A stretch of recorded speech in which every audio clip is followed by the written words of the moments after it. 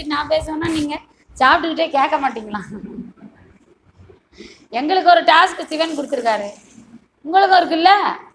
ஞானம் காதுகளில் புகும் போதும் அதை மறுத்து என்னென்ன பண்றீங்களோ அது எவ்வளவு பாவம்னு பார்த்துக்கோங்க. சரியா? எதையும் நம்ம துவேஷிக்க கூடாது. கிடைக்காத விஷயம். இன்னைக்கு வரேன்னு சொன்ன 20 பேர் வர முடியல.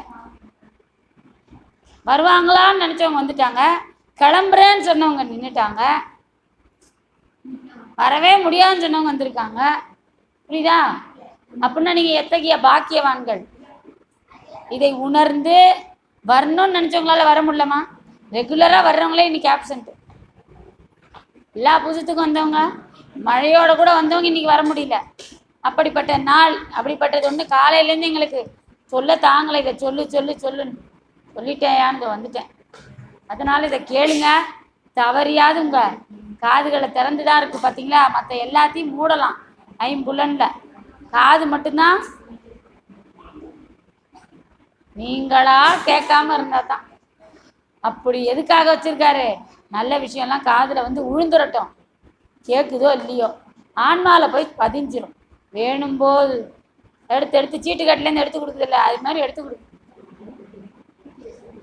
அப்போ கொஞ்சம் தேவையில்லாத ஃபேனை கட் பண்ணுங்க. என் குரலும் கம்மி. இல்லை, சில ஃபேன் இருக்கட்டும். மைக் எங்க? மைக் இல்லை. சும்மா தான் எல்லாம் ஃபேனை போட்டு போட்டு இருக்க சூடுலாம் அவிச்சா தானே சாப்பிட முடியும். சூடு இருந்தா அதான் சிவன் கொடுத்த உஷ்ணம். சுத்த உஷ்ணத்துக்கு பசிக்காது. எங்களை ஏன் போத்தி இருக்க சொல்றாங்க? இந்த உஷ்ணம் குறைஞ்சதுன்னா எங்களுக்கு பசிக்கும், தவிக்கும், தூக்கம் வரும். அதுக்காக நாங்கள் அந்த உஷ்ணத்தை அடை காக்கிற மாதிரி வச்சுக்கணும். அடை காக்கிறேன்னு சொல்ல புரியுதா? கோழி என்ன பண்ணுது? உஷ்ணத்தை அடை காத்தா தான் அந்த குஞ்சு பொரியும். படைப்பே அப்படிதான் வரும். கருப்பையிலேயே அந்த உஷ்ணத்தை அடை காத்து வைக்கிறதால தான் குழந்தை உருவாகுது. சுத்த உஷ்ணம் அது அவ்வளவு சிறந்தது. நீங்கள் ஏன் தான் ஃபேனை போட்டு போட்டு உங்கள் உடம்புல இருக்க உஷ்ணத்தை தணிக்கிறீங்க? சாப்பிட்ற ஆசையில், தூங்குற ஆசையில். இது ரெண்டு எதுக்கு வழிவகுக்கும்? உடலை விரைந்து அழிப்பதற்கு வழிவகுக்கும். அப்போ நீங்கள் எதில் இப்போ விட்டில் பூச்சி என்ன பண்ணுதோ அதை தான் மனிதர்கள் பண்ணுறோம். அதனால தான் இன்று முதல் சுத்த சன்மார்க்க இது முடிஞ்சு ஞான ஜோதியை பார்த்த நீங்கள் சுத்த ஆகாரம் தான் புசிக்கணும்னு இந்த மாதிரி ஒரு ஆகாரத்துக்கு பிளான் பண்ணிட்டோம். இது வரைக்கும் விதவிதமாக பண்ணணும்னு நினச்சோம். அப்போல்லாம் எனக்கு உறுத்திக்கிட்டே இருக்கும். என்னடா ஞானம் விளங்கும் இடத்துல இந்த மாதிரி உணவை கொடுத்து நம்மளும் தப்பு பண்ணுறோமோ? இன்னைக்கு தான் நிறைவா இருக்கு. வரட்டும், ஆசிரமத்தில் இதான் உணவு. இங்கேயா மட்டும்தான் இது கிடைக்கும். இதை உண்டு ஞானத்தை கேட்டுட்டு போங்க. வயிற்றுக்கு ஒரு ஆகாரம், அவ்வளவுதான். உப்பு சேர்ந்தாலே போதும். இப்போ திரவத்துக்கு பழகிய நமது உடலை என்ன பண்றோம்? நம்ம சிறிது சிறிதாக மலம் சேர்க்க தொடங்குகிறோம். முதல்ல கருப்பு மலம் இருக்கும் வயிற்றுல. அதை வெளியேற்றிட்டு தான் என்ன தண்ணிக்கிட்ட கொடுப்பாங்க? சக்கரை தண்ணி கொடுப்பாங்க. அதை ஊற்றிட்டா இந்த மலம் வெளியேறும். இன்னைக்கு ப்ரீ மெச்சூர் குழந்தைகள், சுவாச கோளாறு உள்ள குழந்தைகள், மூச்சு தவணர்லாம் இருக்கு. யாரும் என்ன பண்றது இல்லை, சக்கரை தண்ணி ஊத்துறது இல்லை. இதை சொல்ல அலோபதிக்கு தெரியாது. மலத்தை கழிச்சிட்டு உணவை போடுறவன் அவன். பல நாள் மலம் தங்கினாலும் ஒன்றும் இல்லைன்னு சொல்றவங்க. அவங்க டாய்லெட்ல பேப்பர் தான் இருக்கும். ஏன்? ஆட்டு புழுக்க மாதிரி தான் இருக்கும் அவங்க மலம். அதை பேப்பரில் துடைச்சிட்டு போயிடலாம். தண்ணி எதுக்கு?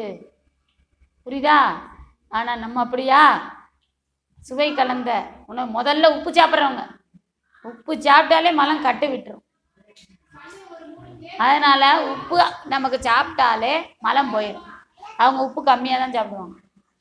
இன்னும் காரம் சாப்பிடவே மாட்டாங்க. எதுக்கு? மலம் போகாமல் இருந்து வெந்து கிடக்கும். அதான் ஏமசித்தியை கொடுத்துருக்காரு. ஃபாரின்ல இருக்கவங்களுக்கெல்லாம் ஏமசித்தினா மலம் சரியாக கழியாது. அப்போ எப்படிப்பட்ட ஆகாரம் எடுக்கணும்? உப்பு இல்லாத அன்னக்கஞ்சி எடுக்கணும். சுத்த அன்னம். அவன் அப்படியா சாப்பிட்றான்? அதை மறைத்து வைத்தார். அறிவில உணர்ந்து சிவன் வேணும்னு நினைக்கிறவன் அங்கே போய் கேளு. மலம் கட்டுதுன்னா விந்துவும் கட்டி இருக்கும். ஆனால் மலம் அசுத்த மலம் ஆயிடுச்சுன்னா முதல்ல விந்து வெளியேறிடு. இதனால தான் அங்கே செக்ஷுவல் ஹராஸ்மெண்ட்லாம் அதிகமாயிடுச்சு. கீழான வாழ்க்கை ஒழுக்கங்கள் வர்றதுக்கு காரணம் அசுத்த மலத்தை அவங்க திரட்டிடுறதால விந்து நிற்கவே நிற்காது, விரைந்து வெளியேறும். அதை வெளியேற்றுறதுக்கு இல்லாத தப்பு பாவம் சேர்த்துருவோம். எவனுக்கு விந்து கட்டுதோ சுத்த மலம், அதெல்லாம் தமிழனுக்கு மட்டும்தான் சொல்லியிருக்கு. விந்து கட்டுறது எப்படி, மலத்தை கட்டுறது எப்படி, அப்புறம் சிவனை பிடிக்கிறது எப்படி, இந்த டெக்னிக்கெலாம் நம்ம தமிழனுக்கு தான் நல்லா தெரியும். பிரம்மன் மாலரியா, பிரம்மன் மாலரியான்னு எல்லா இடத்துலையும் வரும். திருவடிகள், பாதமலர்கள், என்னது பிரம்மன்னா விந்து, விந்து கட்டினவனுக்கு தான் சிவனை தெரியும். மாலவன் திருமால்னா சாப்பிட்டு மலம் கழிக்கும், அதை நிறுத்தினவனுக்கு தான். அதனால பிரம்மாவுக்கும் திருமாலுக்கும் தெரியாதவன் சிவபெருமானது திருவடி. திருவடி எங்க கிடைக்கணும், தலையில கிடைக்கணும். திருவடி தீட்சை அப்படின்னா என்னது நினைச்சிங்க, விந்துவும் மலமும் கட்டிடும். கட்டக்கூடிய தேகத்துல தான் அவர் திருவடியை வைப்பாரு, சுத்த தேகத்துல தான் வைப்பார். இந்த முயற்சியெல்லாம் பண்ணி சிவன் வேணும்னு விரும்பி கேட்டோம்னா திருவடி தீட்சை கொடுப்பார். முயற்சி முதல்ல நம்மகிட்ட இருக்கணும்ல. இப்போ வேலை தேடுறேன்னு போறீங்க, டிகிரி முடிச்சுட்டு தானே வேலைக்கு போகணும். என்ன படிச்சிருக்கேன்னு கேட்பாங்க, இல்லையா இதுக்கு முன்னே என்ன கம்பெனி, என்ன எக்ஸ்பீரியன்ஸுன்னு கேட்பாங்க. இதெல்லாம் இருந்தால் தான் அந்த இடத்துல வேலைக்கு போக முடியும். அதுபோல் திருவடி வேணும், தீட்சை வேணும், இறைவன் அருள் வேணும்னு நினைக்கிறவங்க முதல்ல உணவில் சுவைகளை குறைச்சி, ஐயோ எப்படி சுவை இல்லாமல் வாழணும் கவலையே படாது. உங்கள் தேகம் அதற்கானது தான். பிறக்கும்போது திரவ ஆகாரம், இனிப்பு உப்பு இல்லாத ஒரு திரவ ஆகாரத்துக்கு மலம் கழிக்கும்படி தான் உங்கள் தேகம் இருந்தது. ஒரு தாய்ப்பாலை குடிச்சிட்டு தூங்கி கண்ணை திறந்து சிறுநீரையும் மலத்தையும் கழிச்சிட்டு வீல்னு கத்தும் அடுத்த பசிக்கு. இப்படித்தான் நம்ம பிறந்தோம். அதனால நம்ம என்ன சொல்லணும், பக்குவப்படுத்தும் போது இப்படித்தான் நம்ம பாடி டிசைனே. நம்ம தான் சாப்பிட்டு குடலை விரிச்சிட்டோம். மெல்ல மெல்ல கடுக்காயை சாப்பிட்டு சிவனையே வழிபட்டு நான் பண்ண பாவத்தை மன்னிச்சிருங்கன்னு சொல்லிக்கிட்டே இருந்து திருவருட்பாருக்கு எப்படிலாம் வகை வகையா ஒரு பாடல் 6ஆம் திருமுறையில் படிச்சிங்கன்னா இருக்கும். அழுத்து தொழுது என்னெல்லாம் வேண்டனா என்னெல்லாம் சிவபெருமான். உங்களுக்கு சிவன் கிட்ட என்ன கேட்கணும்னு தெரியல, வள்ளலார் சொல்லியிருக்காரு. அதை அப்படியே படித்தா கூட போதும், இல்லையா டேப்பில் ஓட விட்டு காதை கொடுத்து கேளுங்க, பாவனையிலையாவது நடிங்க. உங்களுக்கு எல்லா உண்மைகளும் சிவபெருமான் அருளால் கிடைக்கும். இப்போ இதில் என்னது சித்தி அப்படின்னா, எவன் ஒருவன் மலத்தையும் விந்துவையும் கட்டி விசேஷ நன்முயற்சியில் சிவன் கிட்ட வேண்டானோ அவனுக்கு கிடைக்கக்கூடியதே சுத்த சன்மார்க்கத்தின் ஆன்மாவை சித்தி பண்ணும் நிலைகள். சித்தினா முதல்ல என்ன, நாளைக்கு என்ன நடக்க போகுதுன்னு உங்களுக்கு தெரியுமா? நீங்க ஆன்மாவை சித்தி பண்ணியிருந்தீங்கன்னா நாளைக்கு என்ன ஆகும்னு கேட்டா பதில் வரும். தெரிந்து கொள்ளலாம், முக்காலமும் அறியலாம். நாளைக்கு நடக்க போறதுல கெடுதல் இருந்தா மாத்தி விட முடியுமா? அவ்வளோ அறிவு இருந்தா நாங்க ஏன் அப்படி தோலோன்னு அலையிறோம்? அதையும் செய்ய முடியும். நடந்துகிட்டே இருக்கிறதுல நேரக்கூடிய ஆபத்தை தவிர்க்க முடியுமா, தடுக்க முடியுமா? முடியும். சிவனோடு தொடர்பு இருந்தால் முடியும். புரியுதா? எப்படிப்பட்ட தொடர்பு இருக்கணும் தெரியுமா? காதன்மை நெறி, காதல் தொடர்பு. உங்களால சிவனை அறிவை கொண்டு அறிய முடியாது, அது சாத்தியமே ஆகாது. ஞானத்திலே என்ன பண்ணிட்டார் வள்ளல் பெருமான்? அருட்ஜோதி எனை கலந்தார், அருட்ஜோதி எனை புணர்ந்தார். என்னது இதெல்லாம்? உலகியல்ல ஆண் பெண்ணுன்னு இருக்கு இல்லையா? கடவுள்கிட்ட போயிட்டீங்கன்னா இந்த ஆன்மா பெண்ணு, நீ யாரா இருந்தாலும், ஆணா இருந்தாலும் பெண்ணா இருந்தாலும் அலியா இருந்தாலும் அவருக்கு அதெல்லாம் பொருட்டு இல்லை. நீ யாரு? பெண் ஆயிடுவேன். அவர் யாரு? ஆண். அவர் ஒருத்தர் தான் ஆண்ங்க, பார்த்துக்கோங்க. நீங்க ஆண் பெண்ணுன்னு பேசி பேதமா இருக்கிறதெல்லாம் மாயா தேகங்களை பார்த்து, மாயா படைத்த தேகத்தை பார்த்து நீங்க ஆணுன்னு நம்பினீங்கன்னா உங்களுக்கு ஒரு பெண்ணு வேணும், கல்யாணம் பண்ணிக்கணும். நான் ஆணும் இல்லை பெண்ணும் இல்லை அழியும் இல்லைன்னு எனக்கு சிவன் போதும்னு நினைச்சீங்கன்னா கல்யாணம் வேணும். எப்படி இருக்கு பாருங்க. இது தெரியாதால கல்யாணம் பண்ணிட்டு எத்தனை லோடு. பெண்ணுன்னு நினைக்கிறதால ஆண் துணை வேணும். இல்லை நான் சிவன் இருந்தால் போதும் நான் ஆண்மான்னு நினச்சிட்டிங்கன்னா உங்களுக்கு கல்யாணம் வேண்டாம். இந்த புள்ள குட்டிங்களை பெற்றுக்க வேணாம், இதுங்களை வளர்க்குறவன் எந்த கடனும் கிடையாது. தான் ஆன்மா அப்படின்னு ஒருத்தன் உணர்ந்துட்டான்னா அதுதான் அறிவு. ஒரே அறிவு அதுதான். வாயால் சொல்கிறது இதோ சொல்லிட்டேனே எல்லாருக்கும் தெரிஞ்சிடுச்சு, அறிவு வந்துடுச்சா? அதுக்கு அடையாளமா பசி தாகம் உறக்கத்தை கடந்தா ஒன்றும் ஆகக்கூடாது தேகம். அந்த கெமிஸ்ட்ரி கிடைச்சிருக்கணும், வேதியியல் மாற்றம். புரியுதா? இது ஒன்றும் சாதாரணம் கிடையாது. பயிற்சி. நான் ஆன்மா, எனக்கு ஏன் பசிக்குதுன்னு நினைக்கணும். நான் ஆன்மா, எனக்கு ஏன் தண்ணி, நான் ஒரு ஒளிப்பொருள், நான் சேர வேண்டியது ஒரு பேரொளியை. இங்கே அம்மா அப்பா அண்ணன் தங்கச்சி குட்டி குழந்தை இதெல்லாம் என்னது? விட்ட குறை தொட்ட குறை. பிறவிதோறும் நம்ம பண்ணுற கடன், கொடுத்த கடன் என்ன பண்ணும்? இந்த பிறவியில் பிறந்து உங்களுக்கு திருப்பி கொடுக்கும். அவன்தான் எனக்கு எல்லாம் செய்யறது அப்படின்றீங்களா? அவனுக்கு தான் நீங்கள் போன ஜென்மத்தில் செஞ்சு வச்சுருக்கீங்க, அவன் இப்போ திருப்பி செய்கிறான். இவன் என்னை பிடுங்கி தின்றான் அப்படின்றீங்கல்ல, இவன் முன்னாடி கொடுத்து வச்சிருக்கான், அவன் கொடுத்து வச்சதை இப்போ வசூல் பண்ணிட்டு. புரியுதா? அதனால சில பேர் உங்களுக்கு செஞ்சுக்கிட்டே இருப்பாங்க, சில பேருக்கு நீங்கள் செஞ்சுக்கிட்டே இருப்பாங்க. இந்த குடுக்கல் வாங்கலே இல்லாத ஆள் யாரு? கடவுள் மட்டும்தான். ஒன்னாலாம் அவருக்கு ஒரு வேலையும் ஆக வேண்டாம்.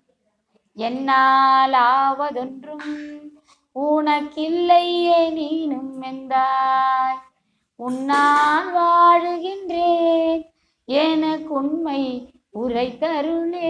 வள்ளல் அழகா பாடிங்க. என்னால் உனக்கு எதாவது ஆவறது இருக்கா? நம்மால் அவருக்கு எதாவது ஆவறதுக்கு இருக்கா? இத்தனை அண்டகாண்ட கோடிகளையும் படைச்சவருக்கு நம்ம எதாவது பண்ண முடியுமா? ஏதாவது செய்ய முடியுமா? நம்மட்டேந்து கிடைக்கிற மாதிரி அவருக்கு ஏதாவது வேலை இருக்கா? ஆனாலும் கருணையினால் அந்த தெய்வம் செஞ்சுக்கிட்டே இருக்கு. அம்மா மாதிரி. அம்மா என்ன பண்ணும்? எதையாவது அம்மாட்ட கொடுக்க வேண்டி இருக்குமா? தேவையே படாது. அம்மா உனக்காகவே இதை வாங்கிட்டு இருந்தேன், உனக்காக. சரிடா சரிடா. உன் அன்பை கண்டு சிரிக்கும், அவ்வளோதான். அந்த பொருளில் எதுவும் உயர்ந்தது தாழ்ந்தது எதுவுமே தெரியாது. நீ கொடுத்தா போதும், வாங்கிடுச்சு. இதான் தந்தை தாயின் அன்பு. எந்த குறை நிறையும் காணாமல் முழுமையாக அன்பு காரணமாக ஏற்றுக்கொள்வது போல் நம் நிறை குறைகளை படைத்தவன் என்ன செய்கிறான்? அப்படியே ஏற்றுக்கொள்கிறான். இந்த மாதிரி இருக்கும்போது ஏதாவது கேட்கணும். நம்ம இயல்பு என்ன? கேட்கறது. நமக்கு தான் ஒன்றுமே தெரியாது இல்லையா? கேள். அப்போ எதை போய் கேட்கணும்? நீ வேணும் எனக்கு, நான் உன்னோடு இணைய வேண்டும், உன் அருள் வேண்டும், இல்லாவிட நான் எப்படி இந்த வாழ்க்கையை வாழ்வேன்? இதை கேட்கும்போது நாளைக்கு என்ன நடக்குதுன்னு எனக்கு தெரிய மாட்டேங்குது. நேற்று நடந்ததை என்னால் தடுக்க முடியல, தவிர்க்க முடியல. அடுத்த வருஷமும் இந்த நாளில், இப்போ கேரளாவில் சொன்னான் நிலச்சரிவு வந்தது, போன வருஷமும் நிலச்சரிவு வந்தது. அதனால் முன்கூட்டியே ரெடியாக இருக்கும், வெள்ளம் வரும், வானிலை அறிக்கையில் சொல்லிட்டாங்க. இன்னும் 1 மாதம் 2 மாதமா கொரோனாவை மறந்துட்டு எல்லாரும் இயற்கை சீற்றங்களை சமாளிப்பது எப்படி என்று கடுமையாக தடுப்பு இதெல்லாம் வச்சிட்டு இருந்தான். அவனுக்கு என்ன தெரியல? அல்பெருஞ்சோதியை தெரியல. பெரிய சாபக்கேடு. நான் 3 நாள் விரதமே இருந்தேன். அல்பெருஞ்சோதி உனக்கு அவனுக்கு நீ யாருன்னு காட்டு. உன்னை தெரியாமல் என்ன பண்ணிட்டான்? அவன் அறிவுக்கு ஏற்ற மாதிரி. நமக்கு இருக்கிறது என்ன? ஆன்மாக்கு இருக்க சிற்றறிவு. இதை கொண்டே செயல்பட்டு என்னென்னமோ திட்டம் போட்டு வச்சான்.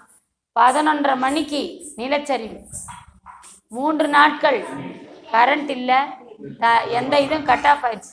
லைன் வீடு எங்க இருக்கு? இடுக்கியில். 11:30 வரைக்கும் இருந்த வீடுகள், அதுக்கு மேலே நடந்ததை யாரும் பார்க்க சாட்சி இல்லை. ஆனால் கொஞ்சம் பேர் தப்பிச்சிருக்கான். அவன் சொல்லி அவனை எப்போ வந்து மறுநாள் காலைல 6 மணிக்கு விடிஞ்ச பின்னாடி போய் பார்த்தா காணும். இப்போ நம்ம பக்கத்துலலாம் வீடு இருக்கு, காலைல எழுந்த ஒரு 10 வீடு இல்லைன்னா எப்படி இருக்கு? அவ்வளோதான், எந்த தடயமும் இல்லை. வருமுன் காக்கும் அறிவு இல்லை. துன்பம் வரப்போகுது, அது எப்படிங்க தெரியும்? அது தெரியுங்க, அதாங்க சன்மார்க்கம், சுத்த சன்மார்க்கம். நீங்கள் இதை முறைப்படி பயிற்சி பண்ணி வச்சுருந்தீங்கன்னா வருவதை அறிந்து கொள்ளலாம், வருவதை தடுக்கலாம், தடுத்து கொள்ளலாம், தவிர்த்து கொள்ளலாம். இந்த மாதிரி ஒரு தெளிவு உங்களுக்கு வேணுமா? சிவத்தொடர்பை ஏற்படுத்தணும். இறைவன்னா யாரு அறிந்து அடைங்க. அப்பதான் இதெல்லாம் சாத்தியம். ஏன் வந்ததுன்னு தெரியல, எப்படி தப்பிக்கிறதுன்னு தெரியல, குழண்டுட்டே இருக்கீங்க. துன்பம் வந்து அவ்வளோதான், போச்சு. கொஞ்ச நாளைக்கு எதுவும் பண்ண முடியாது. நிறைய பேர் வேலைக்கு போகாமல் வீட்டில் உட்கார அளவு ஆயிடும். ஏதோ பிரச்சனைகள். அந்த நாளில் சம்பாத்தியம் இல்லை, தொடர்ந்து செய்து இந்த வேலையை செய்யறது இல்லை. என்ன இது மாதிரி எல்லாம் உடல் அளவில் நோய்கள் போய் இப்போ என்ன ஆயிடுச்சு, மனோரீதியான நோய்கள், டிப்ரெஷன் மாதிரி. என்னால் எதுவுமே செய்ய முடியாது. இன்னைக்கு எல்லாமே மனநோயால சாவே சொல்றேன். மரணம் என்பதே ஒரு மனோபயம். அதுக்கு தான் திருப்பி திருப்பி சொல்றேன், மரணம் இல்லா பெருவாழ். மரணம் என்பது ஒரு நிலை. அந்த நிலையாகிய இறைவனோடு பொருந்தி இருந்தால் இந்த நிலையை, துர்பாக்கிய நிலையை, அவல நிலையிலிருந்து நாம் மீள முடியும். வெறும் மனோபயம். ஆனா அது நம்மளை தின்றும். எந்த அளவு? மரணத்தையே உண்டு பண்றது, ஸ்தம்பிக்க செய்யும். மரணம் என்பது என்ன? ஒரு திரையில ஒரு காட்சி பார்க்க போறீங்க. அதுக்கு முந்தைய ஒரு சின்ன இன்ட்ரோ கொடுத்துட்டு அதை காட்டு. நம்ம தேகம், அதுக்குள்ள குடியிருக்கிறது யாரு? ஆன்மா. ஒரு தீப ஒளி தான். அதனால நமக்கு இறைவன் என்ன பண்ணியிருக்காரு? பூமிக்கு அனுப்பிச்சு, அஞ்ஞானத்திலே இருக்கிற ஞானம் பெறுவாய், நான் யாரு நீ யாருன்னா தெரிஞ்சுக்கிறதுக்கு பூலோகத்தில் பிறப்பாய் அப்படின்னு நமக்காக ஒரு பூலோகம், நல்லா போக சுகங்களை அனுபவிக்கத்தக்க பஞ்சபூதங்களையும் டிசைனாக ஆக்கி சில உயிர்களையும் படைச்சி எல்லாம் பண்ணி மனிதனை அனுப்பினார். முதல் படைக்கப்பட்டது மனிதர் தேகம்தான். ஆன்மாவுக்கு தரப்பட்டது மனித தேகம்தான். ஏன் தெரியுமா? டார்வினிசம், அந்த தியரி இந்த தியரி எல்லாத்தையும் வள்ளலார் சூப்பராக டேக்கிள் பண்றாரு. முதலில் தோன்றியது குரங்கு, ஓரறிவு இரண்டறிவுன்னு சைவ சித்தாந்தம் கூட சொல்லுது. நான் அப்படிதான் நம்பிட்டு இருந்தேன். கிடையாது. சுத்த சன்மார்க்க தலைவர் வள்ளல் பெருமான் அருமையான காரணம் சொல்றார். ஓரறிவு இரண்டறிவு மூன்றறிவு நான்கறிவு ஐந்தறிவு கடித்துதான் ஆறாவது அறிவு மனித தேகம். அதனால புல்லா பிறந்திருப்போம், பூடா கடந்திருப்போம். இதெல்லாம் கடந்து இன்னைக்கு மனித தேகம் வச்சிருக்காங்க. கிடையாதுன்றார் வள்ளல் பெருமான். அதுக்கு அவர் சொல்ற காரணம், கருணாமூர்த்தி இறைவன். அவருக்கு எல்லாத்தையும் தி பெஸ்டா தான் படைச்சி பழக்கம். அதனால ஆன்மாவுக்கு உடனடியாக ஞானத்தை தரவல்ல தேகம் எது? ஒரு பிறவிலேயே ஞானத்தை தரணும் மனித தேகம் மட்டும்தான். எனவே வேற எந்த காரணமும் வேண்டாம். இன்னும் உலகத்துக்கு தெரியாது இந்த உண்மை. அப்படின்னா பார்த்துக்கோங்க. இன்னும் ஃபாரினருக்கெல்லாம் இது தெரியல. அவனுக்கு தெரிஞ்சாதான் உலகத்துக்கு தெரிஞ்சதான். வல்லரசு நாட்டுக்கு தெரிஞ்சாதான் உலகம் முழுக்க அறிவிக்கப்படும். நம்ம சொன்னால் குரல் எடுப்படாது. அதனால என்ன நினச்சிட்டுருக்கான், குரங்குலேருந்து வந்து டார்வின் தியரியை நம்புறதுக்கே அவனுக்கு 100 வருஷம் ஆச்சு. இப்போதான் ஒத்துக்கிட்டு இருக்கான். அதுவும் போய் டால்ஃபினை போய் பெரிய மிருகம் சொல்லிட்டு இருப்பான். 20% பிரெயின் ஆக்டிவேஷன் உள்ள ஒரே இது டால்ஃபின். அது கூட மனநோயாளிகளை பழக விடுங்க. அவங்கள புரிஞ்சுக்கிட்டு அது நடந்து. மனநோயாளின்றவனை யாரு? கர்ம வினையால் தாக்கப்பட்ட சித்தர்கள்ன்றார். இந்த பிறவி கர்ம வினை பிறவி. அவனை கூட்டிட்டு வந்து ஜோதியை காட்டி பாருங்க, என்ன ஆகிறான் பாருங்க. கர்ம வினையெல்லாம் தீந்துரும். நல்லா இருந்தவன் நல்லாயிருவான், வினை தீவிரமா இருக்கிறவன் செத்து போயிடுவான். ஏன் செத்து போறான்? பிரளயாகலர் நடராஜ நடனம் பார்த்தா வினையெல்லாம் தீரும். வினை தீக்க 2 வழி இருக்கு. ஒன்று சரியாகிறவனை சரியாக்கி விடுறது. மோசமா இருக்கவனுக்கு எது தீர்வு? பிறவியை முடித்தலே தீர்வு. இறைவனின் அதீத கருணையில் தான் இது நடக்குது. இதுக்கு மேலே எழுந்தது சரியாகாது. அந்த ஸ்திதியில இருக்க ஆளை போய் ஓட்ட மிஷினை ஓட்டிட்டு இருக்கு. வாடா சீக்கிரம் வாடா, அடுத்த பிறவி பாடா, இந்த சட்டையை கழட்டி போடு, நீ உடல் அல்ல, நீ ஆன்மா, வா புது சட்டை தரேன், வினை இல்லாத சட்டை தரேன், வினையெல்லாம் இதோட தீர்த்துக்கோ. இது ஓட்ட சட்டை, ஒன்றும் இல்லாத சட்டை. நல்ல தேகத்தை கொண்டே ஒன்றும் பண்ண முடியாது, தெரிஞ்சுக்கோங்க. சிவஞானம் கிடைக்கும் போது இந்த தேகத்தை மாற்றி ஆகணும். இப்போ இதெல்லாம் காட்ட போகிறோம். அதனால மிகச்சிறந்த சட்டையாகிய மனித தேகமே எந்த சோடையும் போகணும், உப்பு இல்லாமல் சாப்பிட்டு வளர்ந்துருக்கணும். அப்படியா இருந்திருக்கோம்? கலராக சாப்பிட்டாச்சு, எல்லாமே போச்சு. மூலாதாரம்லாம் இப்படி அப்படின்னு இல்லை, திருப்பி ரிவர்ஸ் பண்ண முடியாத அளவு சிதைஞ்சு போகுது. எல்லாம் திருப்பி ரிவர்ஸ் பண்ண, அதாவது இந்த பப்ளிக் எக்ஸாமில் திருத்தும் ஒன்றுமே இல்லைங்க. எப்படிங்க மார்க் போடுறது? டீச்சர் ஓட்டு விடுங்க சார், அந்த ஸ்கூலு பாஸ் ஆகுது வரட்டும் சார், இல்லைன்னா ஒரு பையிலும் இப்படி தான் எழுதியிருக்காங்க. சரி எப்படியா 35 இழுத்து பாஸ் போடும். அந்த மாதிரி நமக்கு கொடுத்தா தான் உண்டு. நம்ம முயற்சியை பார்த்துட்டு பெருங்கருணை பேராளனாகி இறைவன் அற்பெண் ஜோதி, அதுதான் வள்ளலார் அதான் சொல்லிட்டாரு, உங்களை எல்லாம் சிவனோட தொடர்பு கொள்ள முடியாது. இது வரைக்கும் எல்லாம் சிவ தொடர்புல எல்லாரும் உயர்நிலை போனாங்க. இனி பிறக்கிறவன்லாம் அவருக்கு எல்லா எதிர்காலம்லாம் காட்டப்பட்டாச்சு. சித்தி முத்தைய சித்தி ஆனா ஐயோ ஒரு பயிலும் உருப்படியா இருக்க மாட்டான் போல இருக்கே, மோசமான நிலையில இருக்கான். ஏன்னா கலியுகத்தின் கடைன்றார். யுகம் முடிவுல இந்த கவர்மெண்ட் ஸ்கூல்ல போய் பார்த்தீங்கன்னா தெரியும், கடைசி பெஞ்சில் 3 வருஷமா படிக்கிறவன் 4 வருஷமா படிக்கிறவன்லாம் உயரமா ஆயிடுவான். அதனால அவனுக்கு கடைசி பெஞ்சில் உட்காடுறான்னு அவன் பாட்டு 7ஆம் கிளாஸ் 6ஆம் கிளாஸ்லேயே 10ஆம் கிளாஸ் படிக்க வேண்டிய வயசுலேயும் உட்காந்துருப்பான். அந்த மாதிரி கலியுகத்தின் கடை அதிக வினை தொடர்புள்ள மூளையே இல்லாம கடவுளை அடையணுமா என்னத்துக்கு அப்படின்றவன் தான் பிறந்திருப்பான். எல்லாரும் என்ன திறத்தில் இருக்கோம் தெரியுமா?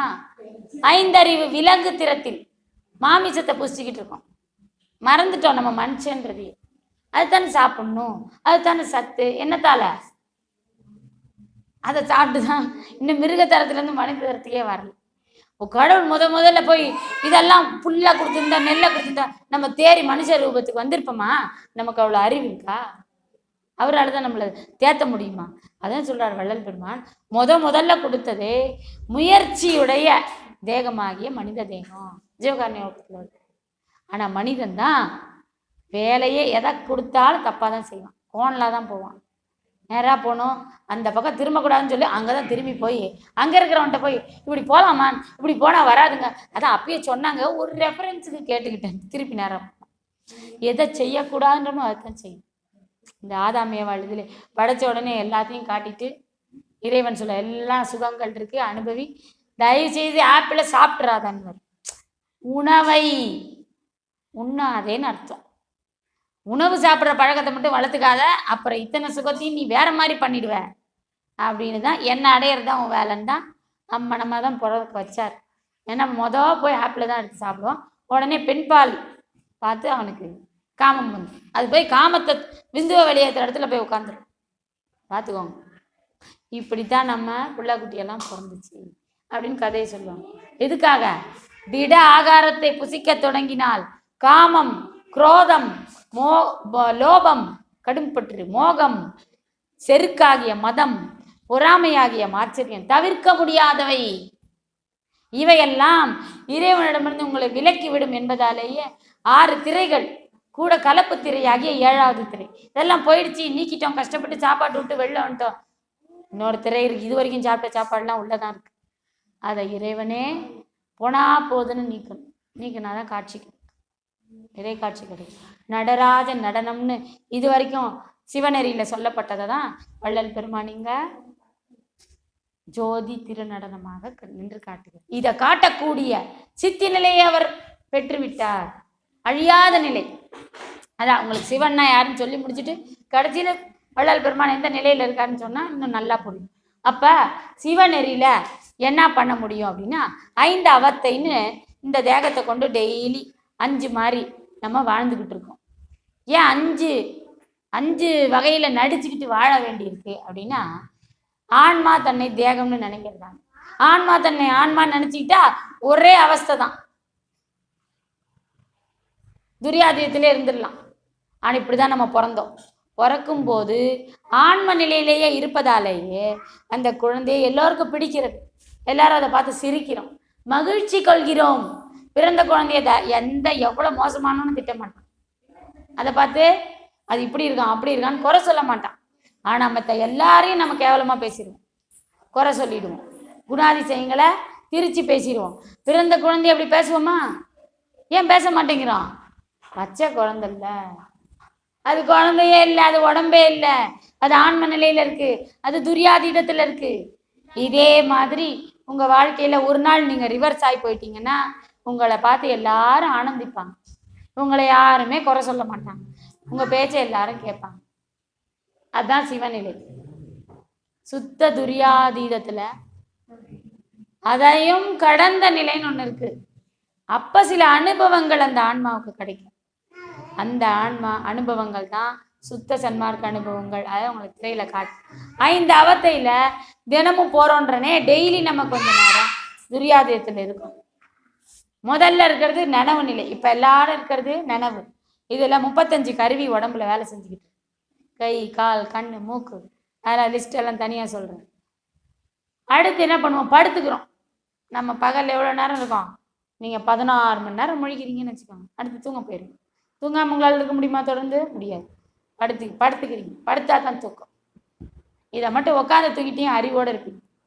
எதிர்காலம்லாம் தெரிஞ்சு படுத்துடுறோம். படுத்த உடனே என்ன ஆகிடும்? அறியாமல் இருக்கு. அப்போ கனவு, ஃபஸ்ட்டு கனவு வரும். உறக்க வரும்போது கனவு வரும். கனவுல இந்த ஆன்மா என்ன பண்ணும்? நனவுல இங்கே நிற்கும், 35 கருவியோட வேலை பார்த்துட்டு. கனவு வந்தோடனே இங்கே போயிடும். அதுதான் படுக்கிறோம். கண்ணு சொருவுது, படுக்கிறோம். உடம்பு டயர்டாயிடுச்சு, ஆன்மாவால் இங்கே நிற்க முடியாது. ஐயோ படுக்க போகுதுன்னு வேகமாக இறங்கி இங்கே ஓடணும். அதோட அவஸ்தையை பாருங்க. அது இங்கே நின்று ஜம்முன்னு பார்த்துக்கிட்டு இருந்தேன். அதோட இடமே தான். அங்கே நின்றுட்டு இருக்கோம். இப்போ நான் படுக்க போகிறோம். ஐயோ அந்த உடம்பு தூங்க போதான். அது தூக்கம் கிடையாது. அதுக்கு பசி கிடையாது, எதுவுமே கிடையாது. ஆனால் என்ன பண்ணணும்? கொடக்கூலி கொடுத்து நம்ம இந்த தேகத்தில் தங்கி வள்ளல் பெருமான் சொன்ன கொடக்கூலின்னு என்ன? வாடகை வீட்டில் வெளியில் போய் இந்த வாசலுக்கு சரியில்லை, கொத்திட்டு பூசுவான்னு பட கொத்த முடியுமா? என்ன சொல்லுவான் வீட்டுக்கு? இன்னும் வீட்டை இடிக்கிற அப்படின்னு. இல்லைங்க, இந்த இடம் நல்லா இல்லை, கொத்திட்டு பூசினாதான். அதெல்லாம் ஒன்றும் தொட்டுறாது. இப்படிதான் கை வைப்பேன், அப்புறம் வீட்டையே இடிச்சிருவேன். ஓடி போகல, அப்படியே கடை அப்படின்னு. இதுக்கெல்லாம் இப்போ சேர்த்து தான் நான் வாடகை வாங்கிக்கிறேன். அப்போ எந்த இதையும் நமக்கு செய்யக்கூடிய அனுமதி கிடையாது. இது வாடகை வீடு. ஓனர் யாரு? அவன். அந்த மாதிரி இந்த தேகத்தோட தலைவன் ஆத்மாவாகிய போதிலும் தன்னை அறியாதவரை, தான் ஆன்மா என்று அறியாமல் அஞ்ஞானத்தில் இருக்கும் வரை தேகத்துக்கு நாம் அடிபணிந்தாக வேண்டும். தேகம் எப்படிப்பட்டது தெரியுமா? சடம், பிணம். அது என்ன தெரியும்? திங்க தெரியும், தூங்க தெரியும். இப்படி இருந்துகிட்டே இருந்தால் தான் சாகலாம். அப்போ ஆன்மா விரட்டி அடிக்கப்படும் இந்த தேகத்திலிருந்து. பகலில் இங்கே தங்கி இருக்கு, படுத்தோடனே இங்கே போயிடுது. என்னால் தூங்காமல் இருக்க முடியாது, கீழே தள்ளுறோம் ஆன்மாவை. தொண்டையில் வந்து அப்படியே சிக்கிக்கிட்டு நிற்கிது. அடுத்து தூங்க ஆரம்பிக்கிறோம். உறக்காவத்தை, கனவெல்லாம் போயிடுது. கனவுலையாவது பால் வந்து ரோல் ஆகிட்டே இருக்கு. அடுத்து இங்கே போயிடும், நெஞ்சுக்கு போயிடும். நெஞ்சுக்கு போனோடனே இன்னும் கம்மியாயிடும் சுவாசம்லாம். 3 தத்துவம் வந்து ஆக்டிவேட். அப்போ என்ன பண்ணும்? இங்கே ஓடிடணும், நெஞ்சுக்கு போயிட்டு. அடுத்தது இன்னும் நல்லா தூங்க போனால் இன்னும் சுவாசம் மட்டும்தான் இருக்கும். சித்தம் கூட வேலை செய்யாது, புத்தி வேலை செய்யாது. உடனே எங்கே போயிடும்? வயிற்று தொப்புள் கிட்ட போயிடும். தொப்புள் கிட்ட போனோடனே ஐயோன்ட்டு எல்லாம் அப்டமன் பிரீத்திங்னு வாங்க, லேசாக வைராசி. மற்றபடி மூச்சே வெளில அதிகமாக தெரியாது. கொஞ்சம் நேரத்துக்கு ஒரு தடவை மெதுவாக இருக்கும் பிராணம். அதுதான் துரிய நிலை. துரியம் இங்கே இருக்கும் படுத்துக்கிறவனுக்கு. உக்காந்தவனுக்கு இங்கே மேல் நோக்கணும். உட்காந்தே அதை தவத்தில் இருந்தால் மேல் நோக்குவோம், படுத்துக்கிட்டா கீழ் நோக்கிடுவோம். சரியா? கீழ் நோக்கி அப்படியே யூரின் ஆகிடும், மோஷன் ஆகிடும். துரியம் அசுத்தம் ஆயிடுச்சுன்னா யூரின் கலெக்ட் ஆனோடனே முழிப்பு தட்டிடும். 3 மணி நேரம் 4 மணி நேரம் தான் தூங்க முடியுதுங்க. அப்புறம் யூரின் வந்துடுது. எழுந்து லைட்டை போட்டு யூரின் போயிட்டு அப்படி ஏன் இவ்வளோ சாப்பிட்ற? துரியத்தில் போனால் பிராணன் மட்டும் வேலை செய்யும்போது சிறுநீர் கலெக்ட் ஆகிற அளவு கழிவை வெளியேற்று. அப்போ துரியம் உனக்கு எதுக்கு உதவுச்சு? உடலின் கழிவுகளை வெளியேற்ற தான் உதவுகிறது. ஞானத்தை தர வேண்டியது. மொத்த அசுத்தமாகிய தேகத்தையே, தேகமே அசுத்தம். ஆன்மாவை பொறுத்த வரைக்கும் தேகம் என்னது? அசுத்தம். இன்னைக்கு நாங்கள் சித்தி ப்ராக்டிஸ் பண்ணுறோன்னா துரியத்திலே நின்னா தான். நாங்கள் இந்த துரியத்தில் நிற்க மாட்டோம். இந்த துரியத்தில் உணவை கடந்து கடந்து கடந்து துரியத்துக்கு ஏற்ற ஏற்ற ஏற்ற அசுத்தமாகி அடி வைத்த அசுத்தம் எல்லாம் நீங்கி மலை பரிபாகமாகி சூப்பரான நிலைக்கு போகும்போது எப்படி இருக்கும்? மோசமாக இருக்கும். உடம்பெல்லாம் வதங்கி எப்படி இருக்கும்? நாங்கள் இப்படி ஆகிடுவோம். 2 3 நாள் முந்தி தெரிஞ்சவங்க கேட்டாங்க, ஐயோ ரொம்ப மோசமாக இருக்கீங்க. எனக்கு ஆனந்தமாக இருக்கு. என் நிலையை இறைவன் பார்த்துட்டு இருக்கான். நான் எவ்வளவு கஷ்டப்பட்டுட்டு இருக்கேன். எனக்கு உள்ள நல்லா தான் இருக்கு, ஆனால் வெளியில் பார்க்க அப்படி தெரியாது. அப்போ என்னோட தேகம் அடையும் சிதிலத்தை என் இறைவன் பார்த்து கொண்டிருக்கிறான். அவன் என்ன நினைப்பான்? என்னையே நினைத்து இந்த ஆன்மா எவ்வளவு உருக்கத்துக்கு போயிருக்குன்னு நினைப்பான். அது எனக்கு ஆனந்தமாக இருந்தது. இவ்வளவு நிலை வள்ளலார் எழுதியிருக்காரு. நமக்கும் அது வாய்க்க முடியலையே. அந்த அவஸ்தைகளெல்லாம் என்னால் தாங்க முடியலையே. தாங்கி என்னால் ஆனந்தமாகவும் இயக்கத்தோடும் இருக்க முடிகிறதே. இதுவே இறைவன் என்னோடு கலந்து இருப்பதால் தான் செய்ய முடியுது. செய்ய முடியுமா? இல்லாட்டி கொஞ்சம் இழைச்சாலே ஐயோ கண்ணை இப்படி ஆயிடுச்சு, ஐயோ இன்னும் கொஞ்சம் சாப்பிட்றணும், ஐயோ கொஞ்சம் தூங்கிடணும், இவருங்க நடக்க முடியல, தலை சுற்றுது, படப்படன்னு நான் சாப்பிட்றேன். எல்லாரும் சாப்பிட தான் போகிறான். என்னால் தான் எதானாலும் பரவாயில்ல, எதானாலும் நான் செய்கிறேன்னா எனக்கு சிற்றறிவு இல்லை, ஆன்மா தேகத்தோடு இல்லை தொடர்பு வைக்கிற அறிவு. ஆனால் என் சிவன் இருப்பதால் அருட்பெருஞ்சோதி ஆகிய வள்ளல் பெருமான் அவங்க ஃபோட்டோலாம் பாருங்க எப்படிலாம் இருக்கும், எப்படி இருந்தவர் எப்படி இருக்கா அப்படிலாம் எல்லாத்தையும் சிவனை நினச்சி தாண்டினாரு. நம்மளால முடியாதா? அவரை நினச்சிக்கிட்டே அவர் பேரை சொல்லிக்கிட்டே தாண்டுவோம். தாண்டினா என்ன, கீழான நிலைக்கு அப்போ போகிறோம். இந்த உலகோர் வியக்கும் வண்ணம் மரணத்தை வெல்ல போகிறோம். இந்த உலகம் நல்லா இருக்கேன்னு சொல்லிட்டு இருக்கவன்லாம் திடீர்னு காணாமல் போயிடும். எங்கே போகிறான்? ஏன் போயிடுறான்? உடம்பு தூக்கி என்ன பண்ணிடுறோம், என்னமோ ஆக்கிடுறோம். இதுக்கு மேலே இது உதவாது. நல்ல புஷ்டியாக தான் எல்லாம் சாப்பிட்றான். பார்த்துருக்கீங்களா? எல்லாரும் கண்ணாடி போட்டிக்குள்ள வச்சுருவோம். விழுந்து புரண்டு அழுவுறதே இல்லை. மாத்திரை சாப்பிட்டுவேன், நோயாளி. இப்போ யாரையும் நம்புறதே இல்லை. அம்மா அப்பா யாராக இருந்தாலும் 1 நாள் 2 நாள் 3 நாள்லாம் வச்சுருந்துருக்காங்க. எங்கள் தாத்தாவெல்லாம் வெளியூர்லேருந்து வர லேட்டாகுது, தயவுசெய்து நாளைக்கு எடுங்கன்னா வச்சுருந்தாங்க. ஒன்றுமே ஆகலை. அவங்கெல்லாம் வெறும் யூடி கோலானை தெளிப்பாங்க. அவர் ஒன்றும் நாரலை, இவங்க தெளிச்சிங்கன்னா அவ்வளோதான். யூடி கோலானால எங்கள் தாத்தா சாவு சின்ன வயசா அது ஞாபகம். இப்போ பார்த்தா எல்லாரும் கண்ணாடி பொட்டிக்குள்ளே வச்சு அப்போல்லாம் உழுந்து அழுவாங்க. எல்லாம் இந்த உடம்பு மேலேயே உழுந்து புரண்டு அழுவாங்க. ஐயையோ போயிட்டு ஐயோ காலை கட்டின்னு அழுவாங்க. மூஞ்ச கண்ணத்தை தட்டுவாங்க, எழுந்துருவாங்க. இங்கே ஒன்றும் பண்ணுறது இல்லை. அசுத்தம், கிருமி, அப்படி ஒரு வாழ்க்கை வாழ. இந்த மாதிரிலாம் சாப்பிட்றது முன்னாடி பழக்கம் இல்லை. அவங்கெல்லாம் சாப்பிட்ட ஆகாரத்துக்கு விழுந்து புரண்டு புணத்தை கூட மனத்தோட ஊதுபத்தி கொளுத்தினா போதும், அவ்வளவுதான் வாழ. இப்போ வாழுங்காலத்திலே நாறுது, நம்ம சிறுநீரே நாறுது, நம்ம மலமே நாறுது, நம்ம வேர்வையை நாத்தம் தாங்கல. இதைத்தான் சாப்பாட்டின் மூலம் நம்ம செஞ்சுக்கிட்டே இருக்கோம். சென்டடிக்காமல் நம்மளால போக முடியல. இந்த உணவை தான் சூப்பரு, இதான் நல்ல டேஸ்டாக இருக்கு. வாழும் போதே அழிச்சிக்கிட்டு இருக்கு உடம்பு. இது தெரில. கண்ணு நல்லா இருக்கு, பவுடர் போட்டு. ஏன் மலம் நாராது, ஏன் சிறுநீர் வெள்ளையா இருக்கும், என்னோட தேகத்துல வேர்த்துதுன்னா நீங்கெல்லாம் குளிக்கணும்னு தோணும்ல, எனக்கு இன்னைக்கு குளிக்க வேணாம்னு தோணும். அந்த வேர்வை தண்ணி மாதிரி தான் இருக்கும். அது பாட்டு ஃபேனை போட்டேன்னு வச்சு வரவே வராது. அது அளவுக்கு அதிகமாக நீர் எடுக்கும் போது தான் வேர்க்குது. அந்த மலம் போகாத இடத்துல நிற்கும், அதை தள்ள பார்க்கும்போது வேர்க்குது. ஏன் இவ்வளோ சாப்பிட்றேன்னு பெருமான் சொல்கிறாமா? சரி ஐயா, வேர்க்கிற அளவு சாப்பிடக்கூடாது. ஃபேனை போட்டேன்னா கொஞ்ச நேரத்தில் சரியாக போகும், திருப்பி ஆஃப் பண்ணிட்டு அந்த வேர்வை காஞ்ச உடனே குளிச்சா மாதிரி இருக்கு எனக்கு. நீங்கள் எப்படி குளிச்சுட்டு ஈரத்தை காய வச்சா ஃப்ரெஷ்ஷாக ஃபீல் பண்ணுறீங்களோ, எனக்கு அது மாதிரி இருக்கு. எனக்கே இவ்வளோ அனுபவம் கிடச்சிருச்சே, பெருமானுக்கு எவ்வளவு அனுபவங்கள் கிடச்சிருக்கும். ஆர்வமாக இருக்குது. அது வரைக்கும் ஐயா எனக்கு காலத்தை கொடுத்தாருன்னா அதெல்லாம் இந்த தேகத்தை கொண்டு அறிந்து அடையலாமா, இதெல்லாம் கிடைக்கும். நான் எதையும் எதிர்பார்க்கல, என்னென்ன கிடைக்குதோ எவ்வளோ அனுமதி கொடுக்குறாங்களோ அவ்வளோ பார்ப்போம். அப்போ திரவ ஆகாரத்தில் இருக்க முடியாத கஷ்டமாக தான் இருந்தது, நம்மளாலாம் இருக்க முடியாது. அப்போ இறைவனை கும்பிட்டுக்கிட்டே இருக்கும்போது அருட்பெருஞ்சோதி அவர் சொல்லிட்டு போயிருக்காரு இல்லையா, எல்லாம் சாத்தியம் சாத்தியம் சாத்தியம். ஐயா என்னையா சாத்தியன்ற, என்னால் முடியல, நாமஜபத்தை கேளு, என்னையே பாரு, நீயே சொல்லு. அந்த வறுப்பா படிக்க அப்படியே சரியா போகுது. அதாவது என்னோட அனுபவங்கள்லாம் டைரியில் எழுதி வச்சிருக்கேன். யாராவது ஃபாலோ பண்ணணும்னு ஆசைப்பட்டாங்கன்னா இந்த காலத்தில் அவர் ஏன்னா 150 வருஷம் ஆயிடுச்சு இல்லையா, நம்ம அவர் நல்ல சாப்பாடு சாப்பிடுவோம், நம்மளாம் மோசமாக சாப்பிடணும். இதுலேருந்து விடுபடுவது எப்படி? ஆனால் ஒன்று சொல்கிறேன், வெறும் சாதகத்தால் இதை அடைய முடியாது, திருவருளால் மட்டுமே அடைய முடியும். சாதகன்றது நம்ம ஃபெயில் ஆகிற மாதிரி எக்ஸாம் எழுதுற மாதிரி, எப்படி எழுத முடியாத படிக்க முடியாத சிலபஸ், அறிவு நமக்கு ரொம்ப கம்மி, எவ்வளோ எழுதுவோம், அதான் நம்ம சாதகம். கடவுள் என்ன பண்ணுறாரு, தூக்கி தூக்கி தூக்கி தூக்கி விடுறாரு. அவர் சொன்ன வாக்கு இருக்கு இல்லையா, இந்த முயற்சி இருந்தால் போதும், அவ்வளோ தாங்குறாரு. நமக்கும் சாதா வாழ்க்கை வரும்போது பயந்துக்கினே இருப்போம், ஒவ்வொன்றும் வந்தால் நடுங்குவோம். இதில் அவ்வளோ வருது, பயமே வரல. கூட யார் இருக்கா, நான் இருக்கேன் சரி. இப்போ ஒரு பெண் ஏன் கல்யாணம் பண்ணிக்கிறா, தனியாக எப்படிங்க வீட்டில் இருக்கு, அம்மா அப்பா இருக்க வரைக்கும், அப்புறம் ஒரு ஆம்பளை துணையாக இருக்கு, அது அப்போ துணைக்கு ஒரு ஆள் வேணும்னு கல்யாணம் பண்ணி உங்க சார்ந்து தான் வாழ வேண்டும். அது மாதிரி பெண்ணாகிய இந்த ஆன்மா இந்த உலகியல்ல இவ்வளோ பாவம் கர்மம் மாயா எல்லாம் சூழ்ந்த இதுக்கோ அஞ்ஞானம் எப்படி வாழும்? அதுக்கு யார் துணை வேணும்? ஆணாகிய சிவபெருமானின் துணை இருப்பதை கருதி ஜம்முன்னு வாழணும். அப்ப மரணத்தை எதிர்க்கக்கூடிய துணிச்சல் உங்களுக்கு கிடைக்கும். இப்படி சாதாரண உண்டு முறங்கியும் அவருக்கு எதிரான செயல் செய்யறதால தான் நீங்க எல்லாம் பயப்படுறீங்க. என்னைக்கு எது வந்துருமோ, எந்த வழி எப்படி ஆகுமோ, இப்ப படப்படம் இருக்கு, இதுலயே செத்துருவனும், இந்த வலி தாங்க முடியலையே, இந்த இது மோசமா இருக்கே, ஜீரணமே இல்லையே, பசியே இல்லையே, நடுங்குறீங்க. ஏன் யார் இல்லை உங்க கூட?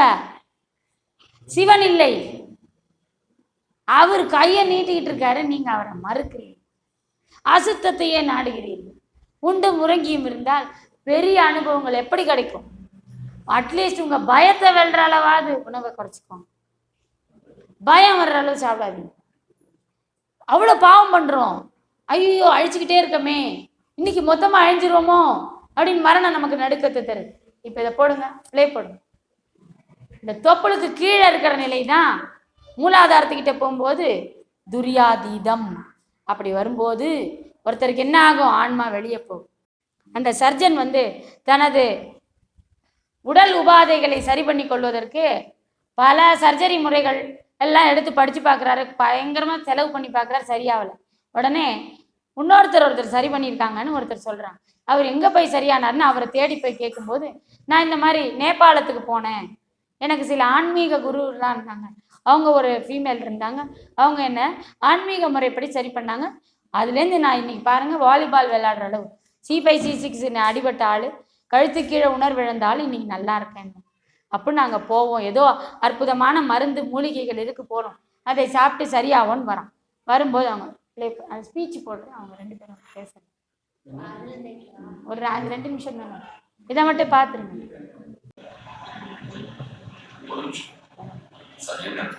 இது வேண்டாம், ஸ்பீச் சரி சரி.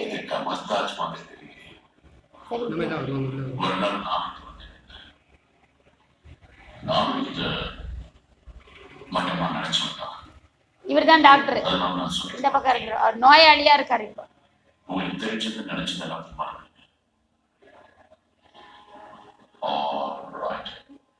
தெரிஞ்சதுன்னு நினைச்ச எல்லாத்தையும் மறந்துருங்க. இல்லை இது வரைக்கும் அறிவில் உறந்த எல்லாம் ஆன்மீகத்திற்கிட்ட வந்தா மறந்துடணும், வேஸ்ட் எல்லாமே.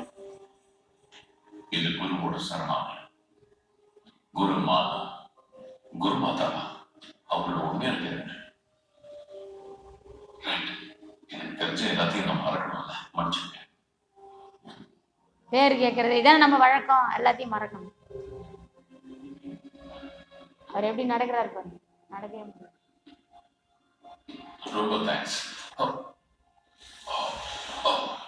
ஓகே, இதுக்கு தானே. உங்களுக்கு ரொம்ப நன்றி. ஹலோ. தேங்க்யூ. And thank you. குருமாதாவான உங்களை பார்க்க முடியாது. You're very welcome. குருமாதா. Thank you, Master Moda. Thank you, Master Hamid. Mrs. Strange. நான் டாக்டர் இல்ல, இதுக்கு மேல நீங்க டாக்டர் இல்ல. அதுக்காக தான் நீங்க வந்திருக்கீங்க. உங்களுக்கு நிறைய ஆபரேஷன் நடந்திருக்கு, 7 இல்லையா? எதுவுமே சொல்லலாம், அவன் அவங்களே சொல்றாங்க. எஸ்.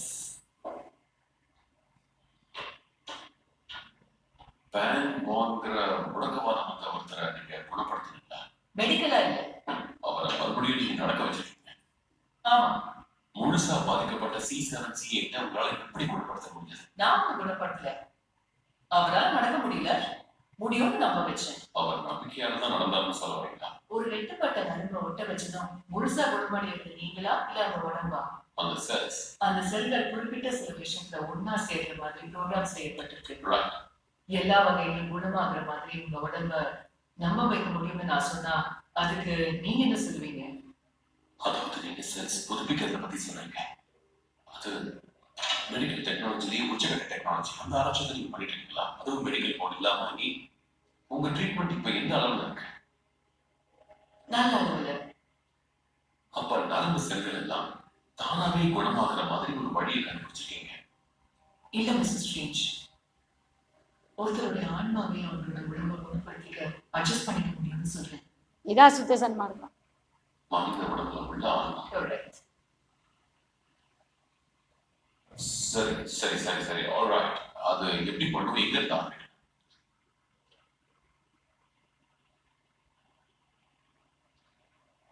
இந்த படம் படிச்சிருக்கா? ஓயா, ரொம்ப நல்லா இருக்கு. இந்த படத்தை நான் ஏற்கனவே கிஃப்ட் ஷாப்ல பார்த்துருக்கேன். இது கிரேட். ஆக்கிபெக்சர் கிரேட். ஆமா. இந்த படம் என்ன தெரியுதா? ஒரு எம்ஆர்ஐ ஸ்கேன் காட்டுறீங்க. எதுக்கு இதை காட்டுறீங்க? இதுல இருக்கிற ஒவ்வொரு படமும் கொஞ்சம் கொஞ்சம் தெரிஞ்சு சிலரால வரையப்பட்டது, ஆனா முழுசா தெரியாது. இங்க பார்த்து இருக்கிற காசு எல்லாம் செலவாயிடுச்சு. ஆனா இங்க வந்து பார்த்தா நம்பிக்கை மூலமா குணப்படுத்த முடியும்னு வெட்டியே கதை பேசிட்டு இருக்கீங்க. உங்களை பார்த்தா ஒரு சாவி ஓட்ட வழியா இந்த உலகத்தை பார்க்கிற ஒரு ஆள் மாதிரி தெரியுது மிஸ்டர் ஸ்ட்ரேஞ்ச். நிறைய பார்க்க, நிறைய தெரிஞ்சுக்க, அந்த ஓட்டையை பெருசாக்குறதுலயே நீங்க வாழ்க்கையை கழிச்சிட்டீங்க. கற்பனை பண்ண முடியாதுன்னு தெரிஞ்சுக்கிட்டதும் அதுக்கான சாத்தியங்களை மறுக்கிறீங்க. நான் மறுக்கிறதுக்கு காரணம் இந்த கட்டுக்கரைங்க மேலேயும் சக்கரங்கள் மேலேயும் சத்தியங்கள் மேலேயும் நம்பிக்கை இல்லை. இதெல்லாம் நம்பிக்கையோட ஆற்றல்ங்கிறத கண்டிப்பா என்னால ஏத்துக்கவே முடியாது. நாம எல்லாரும் ஜட பொருளால உருவானவங்க, அதுக்கு மேல எதுவும் என்னை பொறுத்த வரைக்கும் இந்த பௌதீக பிரபஞ்சத்துக்குள்ள கால ஓட்டத்துல கரையிற ஒரு சின்ன பொருள் தான் நீங்க. உங்களை பத்தி நீங்க தெரிஞ்சுக்கிட்டு கம்மிதான். இதை பத்தி நீங்க முழுசா தெரிஞ்சுக்கிட்டீங்களா? நிச்சயமா இருக்காது. ஆனா எனக்கு உங்களை நல்லா புரியுது. ஆன்மா வெளியே போகுது, ஆன்மா அனுபவத்தை தர்றாங்க.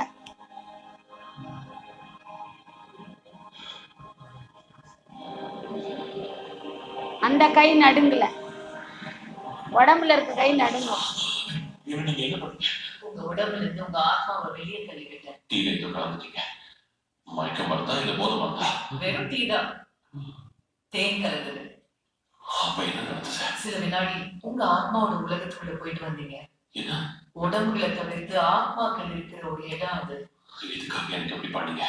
உங்களை பத்தி உங்களுக்கே தெரியாத விஷயங்களை காட்டுறதுக்காக.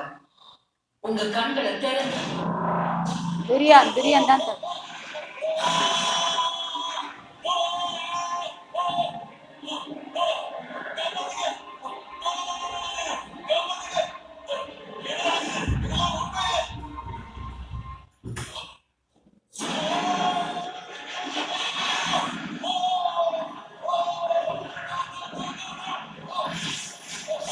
இவரோட இதயத்தில் பாலாயிரம் தானே அனுப்ப மாட்டாங்க.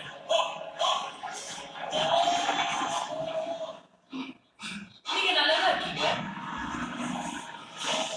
திருப்பி இந்த சூழ உலகத்துல எங்கேயும் இருக்கு நீங்க நினைக்கிறீங்களா?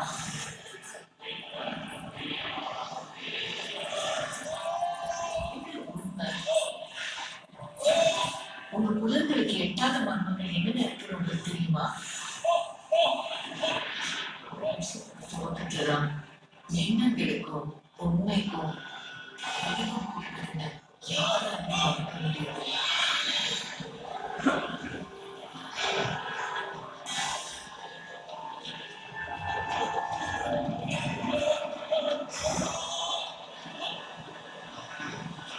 எங்க பிரபஞ்சம் முடியாத அளவுக்கு இருக்கு.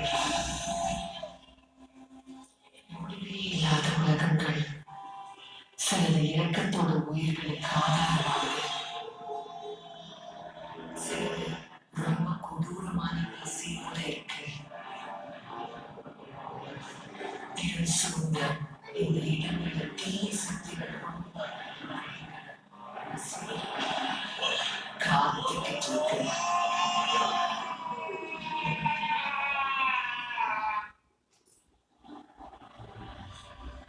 இந்த பரந்த பேரிடங்கள்ல நீங்க யார் மிஸ்டர் ஸ்ட்ரேஞ்ச்?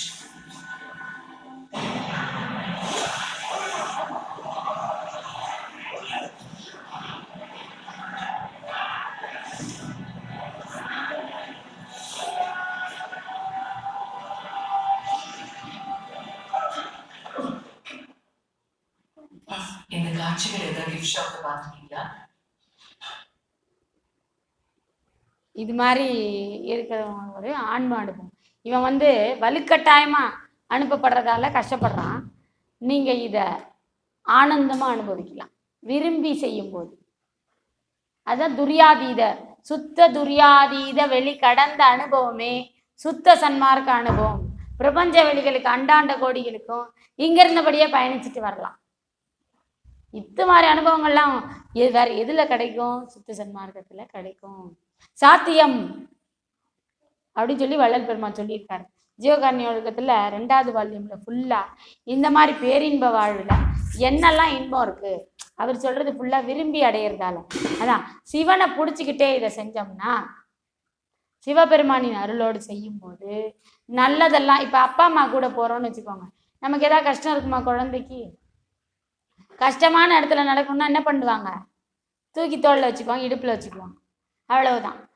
ஈஸியான இடத்துல நம்மள நடக்க விடுவாங்க. இன்னும் நிறைய வண்டிங்க வர்ற இடத்துல ஜாக்கிரதையா பிடிச்சிக்குவாங்க, வண்டி படாத இடத்துக்கு நம்மள இது மாதிரி போகலாம். இதே பிரபஞ்ச வழியில் ஆபத்து, இது துன்பம் எல்லாம் இருக்குன்னு சொல்றான்.